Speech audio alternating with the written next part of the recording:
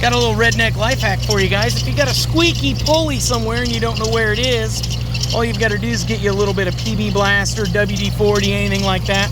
Squirt it on the pulley that you think it is, right on the bearing.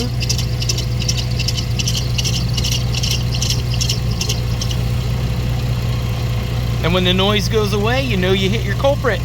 So, looks like that is the tensioner pulley that we got squeaking. Now we can either fix it or live with it. Keep on wrenching. Peace.